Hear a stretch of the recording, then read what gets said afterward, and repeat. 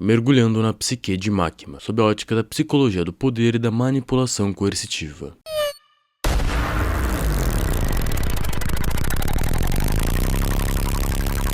O sorriso que a aprisiona. Makima entra em cena com um sorriso calmo, uma voz suave, olhos que parecem enxergar além do que qualquer um pode ver. Makima não grita, não ameaça abertamente, não precisa, porque o tipo mais eficaz de controle nunca se anuncia. Desde os primeiros capítulos do mangá de Tatsuki Fujimoto, a Makima aparece como uma figura de autoridade dentro da segurança pública, responsável por caçadores de demônios. Logo no começo do anime, Makima recruta Denji, que é o protagonista, e ela faz isso ofertando uma promessa bem simples: uma vida digna, comida, teto e talvez algo que Denji nunca teve antes: afeto. E Denji aceita, claro que ele aceita, porque ela soube exatamente o que oferecer para alguém que nunca teve nada. Mas o que parece um resgate é na verdade o primeiro fio de uma teia bem grande. Makima não liberta Denji, ela na verdade coloca nele uma coleira invisível, e o mais assustador não é o que ela faz com esse poder, mas sim que ela nem percebe que existem outras formas de se relacionar com o mundo. Para Makima, tudo que existe ao redor dela só faz sentido se estiver sob o seu controle, sob o seu domínio. Pessoas, demônios, aliados, inimigos, tudo vira uma peça, tudo vira instrumento. Isso não é só uma questão de personalidade, é uma estrutura psíquica, e é exatamente o que vamos dissecar hoje. O que é a necessidade de controle e por que ela surge. Antes de falar sobre Makima, a gente precisa entender o que a psicologia chama de necessidade patológica de controle, porque isso não é simplesmente querer que as coisas funcionem do meu jeito, mas sim algo muito mais profundo e muito mais perturbador. O psicólogo Albert Bandura, em seus estudos sobre agência humana e autoeficácia, mostrou que o senso de controle sobre o ambiente é uma necessidade psicológica básica. Todos nós precisamos sentir que temos algum tipo de controle ou influência sobre o que está acontecendo ao nosso redor. É adaptativo, é saudável. O problema começa quando esse senso de controle se torna uma compulsão, quando controlar os outros deixa de ser uma estratégia e vira uma condição de exigência. O psiquiatra americano Theodore Millon, que diga-se de passagem é um dos grandes teóricos do transtorno de personalidade, descreveu como que indivíduos com estruturas narcisistas e psicopáticas frequentemente desenvolvem um padrão de dominância rígida, em que o outro nunca é visto como um sujeito anônimo, mas como uma variável dentro de um sistema que precisa ser gerenciado. A empatia não desaparece completamente, ela na verdade é redirecionada, passa a ser usada como ferramenta de leitura, não de conexão. O manipulador sente o que o outro sente, não para se aproximar, mas para saber exatamente como apertar cada botão, e Makima é a personificação literal disso. Ela lê Denji como uma precisão clínica, sabe da sua solidão, do seu abandono, do seu desejo por toque e pertencimento, e usa cada uma dessas vulnerabilidades contra ele mesmo, como se fosse uma alavanca. George K. Simon Jr., autor de Como Lidar com Pessoas Manipuladoras, descreve esse comportamento como uma agressão encoberta, a capacidade de atacar e dominar, enquanto se mantém a aparência de gentileza. O manipulador coercitivo nunca parece estar lutando, ele parece estar ajudando, e essa é exatamente a armadilha. Mas agora eu quero uma pausa rápida para te dar uma dica. Se você que está me assistindo agora gosta do meu conteúdo e quer entender mais sobre psicologia, para entender mais os vídeos ou os personagens que você gosta, eu recomendo fortemente este pequeno carinha aqui, 100 minutos para entender a psicologia. Ele é um livrinho bem rápido, tem começo, meio e fim, e apenas de olhar para o sumário já é bem notável que ele vai te ajudar bastante. Você não vai se tornar um profissional da saúde com isso daqui, mas vai te ajudar a entender muita coisa sobre si mesmo e os outros. O link desse carinha vai estar na descrição do vídeo ou na minha bio do meu perfil, ou dependendo de aonde você está me assistindo, ele pode estar anexado num carrinho laranja aqui embaixo no vídeo. Esse é o meu mais novo companheiro de bolso, e pode ser o seu também. Voltando para o vídeo, vamos entrar em um novo bloco da nossa análise: o demônio do controle, quando o poder é a única identidade. Aqui nesse ponto, Chainsaw Man faz algo genial do ponto de vista simbólico. Makima não é apenas uma personagem com necessidade de controle, ela é literalmente o demônio do controle, uma entidade que nasceu do medo coletivo da humanidade de ser dominada, de perder autonomia, por estar sob o jugo de outra força. Fujimoto inverte a questão de uma forma perturbadora. O ser que nasceu do medo do controle é ele próprio, ele mesmo, a maior expressão desse controle. O predador e o conceito se fundem. Makima não tem necessidade de controlar porque é traumatizada intimidada ou porque tem medo. Ela controla porque é o que ela é, o controle. E o controle não é um comportamento, é a sua ontologia, a sua forma de existir. É isso que é a Máquina. Do ponto de vista psicanalítico, isso ecoa como o que Erich Fromm chamou de caráter necrofílico em sua obra clássica, O Coração do Homem. E não se preocupe que todos esses livros que eu estou citando aqui no vídeo também estarão na descrição ou no link da bio. Fromm descreveu o tipo de estrutura psíquica que é atraída não pela vida e pelo crescimento orgânico das relações, mas pela ordem, pela dominância, pela responsabilidade de transformar o vivo em um objeto administrável. Não é ódio pelas pessoas, é uma incapacidade de tolerá-las como seres vivos. Máquina não quer destruir Denji. O que ela quer, na verdade, é possuí-lo. E há uma diferença enorme entre as duas coisas. A destruição é violenta e rápida. A posse é lenta, minuciosa e, do ponto de vista do possuído, muitas vezes é confundido com amor. Esse é o horror de Máquina. Ela não é um monstro com cara de monstro. Ela é um monstro com cara de salvadora. E isso leva a gente para um outro lado na análise. O controle coercitivo. O que a ciência fala sobre esse padrão. E esse bloco específico precisa de uma atenção especial. Porque o que Máquina pratica tem nome clínico, tem literatura científica e acontece no mundo real com muito mais frequência do que a gente pode imaginar. O termo controle coercitivo foi formalizado pela pesquisadora Evan Stark, socióloga e terapeuta, que utilizou para descrever um padrão de comportamento em relacionamentos abusivos que vai muito além da violência física. No seu trabalho publicado no início dos anos 2000 e consolidado no livro Coercive Control, Stark mostrou que o abuso mais devastador não é aquele que deixa marcas visíveis, é aquele que isola, que monitora, que controla as escolhas cotidianas, que cria um ambiente onde a própria vítima começa a organizar a sua própria vida em função das necessidades do controlador. Denji faz exatamente isso. Cada decisão que ele toma, desde comer até quem proteger, passa pelo filtro do que Máquina quer, do que Máquina aprovaria, do que faria Máquina notar ele. Ele não age mais a partir de si mesmo, ele age a partir de Máquina. E nesse momento do vídeo, nesse exato momento, eu sei que tem muitas pessoas que vão se identificar demais. Pessoas dentro de relacionamentos que vão parar e observar a si mesmas e ao que estão vivendo ao seu redor, ou até mesmo no seu próprio relacionamento. O DSM-5, o Manual Diagnóstico da Associação Americana de Psiquiatria, descreve características bem semelhantes dentro do critério para transtorno de personalidade antissocial e transtorno de personalidade narcisista. Isso inclui inclusive padrões de grandiosidade, falta de empatia genuína, exploração interpessoal e necessidade de admiração e controle. Máquina não se encaixa perfeitamente em nenhuma categoria clínica, porque ela é um demônio, literalmente, mas a estrutura psíquica que ela representa é reconhecida e documentada. E o que torna isso tudo ainda mais perturbador é a pesquisa de Jennifer Freud sobre traição traumática, publicado na década de 1990. E o estudo de Freud mostrou que vítimas de abuso por parte de figuras de cuidado, pessoas das quais dependem para sobreviver, desenvolvem um mecanismo específico de adaptação. Elas aprendem a não perceber o abuso. O cérebro literalmente bloqueia a consciência da traição, porque reconhecê-la seria insuportável. Denji não consegue ver Máquina como ela é, não por burrice, mas porque o seu próprio cérebro está o protegendo da verdade que destruiria o único vínculo de cuidado que ele conhece. A solidão no topo, o preço de quem nunca solta. E aqui a gente chega em um ponto mais trágico da psique de Máquina, mas talvez também o mais humano. Existe uma contradição fundamental em quem necessita de controle total. Nunca se pode realmente pertencer a nada, porque pertencer a algo exige vulnerabilidade, exige soltar, exige a responsabilidade de ser surpreendido, de ser afetado, de não saber o que vai acontecer a seguir. E essas são exatamente as condições que o controlador é incapaz de tolerar. Máquina declara em determinado momento que a sua ambição é criar um mundo sem medo, um mundo pacífico. No fundo, isso é a falta de alguém que não suporta a imprevisibilidade da existência. O medo, para os seres humanos, é inseparável da liberdade. Você só teme perder o que ainda não é garantido. Máquina quer eliminar o medo, eliminando a liberdade, a dos outros e, inconscientemente, a sua própria. O filósofo Erich Fromm, em O Medo à Liberdade, sua obra mais conhecida, explorou exatamente esse paradoxo. Fromm argumentou que a liberdade genuína é aterrorizante para certas estruturas psíquicas que não aprenderam a existir sem um sistema de dominância ao redor. Algumas pessoas fogem da liberdade submetendo-se a uma autoridade, outras fogem dela se tornando a autoridade. Makima representa essa segunda saída, mas levada ao extremo absurdo. Makima está sozinha de uma forma que vai além do isolamento social. Ela está sozinha porque nunca encontrou, e talvez nunca nem consiga encontrar, uma forma de estar com alguém sem que esse alguém seja menor do que ela. Sua solidão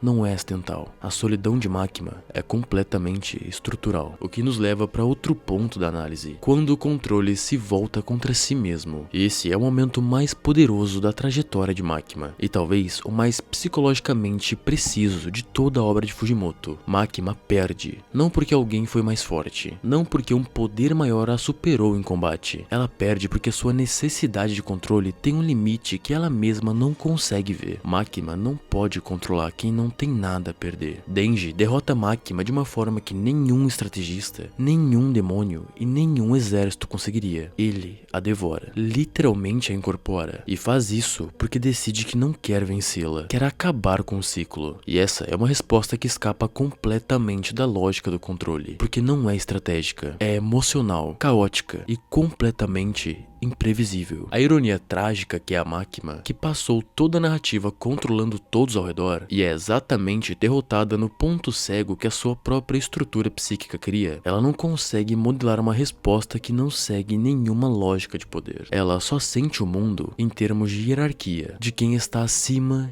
e de quem está abaixo. E Denji, naquele momento, não está nem em cima e nem embaixo. Ele está simplesmente fora do sistema. O psicólogo Martin Seligman, ao desenvolver a teoria do desamparo aprendido, mostrou como organismos repetidamente controlados perdem a capacidade de agir de forma autônoma, mesmo quando essa possibilidade surge. Denji passou a história inteira nesse estado, e quando ele finalmente age dentro de si mesmo, sem celular, sem estratégia, o sistema de Makima não tem resposta para isso. O controle absoluto cria paradoxalmente o único ambiente onde a liberdade se torna inevitável. Mas e você? Você mesmo que está assistindo esse vídeo agora. O que Makima tem a ver com a sua vida? Makima é uma simples ficção, mas o padrão que ela representa não é. E essa é a parte que eu mais gosto aqui dos vídeos do canal. Pense nas pessoas que você já conheceu, aquelas que sempre pareciam estar no controle de tudo ao redor, que antecipavam cada movimento, que pareciam saber o que você precisava antes de você mesmo saber, que fazia tudo parecer generosidade, enquanto na verdade, no fundo, cada gesto reforçava uma dívida invisível. A pergunta que a psicologia nos convida a fazer não é só quem é a Makima da minha vida, mas na verdade ela é também em que momento eu sou a Makima. Quantas vezes você tentou controlar uma situação não porque era necessário, mas sim porque a incerteza parecia insuportável? Quantas vezes você se relacionou com alguém pendendo mais para o lado do que precisava do que elas fossem, do que o que elas realmente eram? Quantas vezes o seu cuidado por alguém tinha lá no fundo uma condição implícita que a pessoa nunca soube que existia? A necessidade de controle em graus menores é universal. Ela nasce de ansiedade, de experiências do passado onde soltar o controle resulta em algo doloroso, de um ambiente onde a previsibilidade significava perigo. O problema real não é ter esse impulso. O problema é deixar ele sempre governar as relações sem que a gente perceba. A diferença entre Makima e o ser humano na construção é que Makima nunca teve a chance ou a escolha de olhar para dentro de si mesma e se perguntar: do que eu realmente preciso quando eu preciso controlar tudo? E essa pergunta você pode fazer, e talvez a sua resposta mude muita coisa. Esse foi o 12º vídeo aqui do meu canal. Se esse vídeo foi de grande valia pra ti, eu peço que avalie ele positivamente, deixando o like, compartilhando, republicando ou fazendo qualquer uma dessas coisas. Eu conto com você para deixar um comentário aqui embaixo. Me diz o que você acha. Quem é você? Você é a Makima? Ou conhece uma? Muito obrigado a todo mundo que assistiu esse vídeo até o final. E muito obrigado a todo mundo que vem aparecendo aqui na comunidade. A gente vem crescendo cada vez mais. E isso me deixa muito feliz. Porque todo esse apoio e todo esse crescimento está única e exclusivamente no nosso controle. Até uma próxima.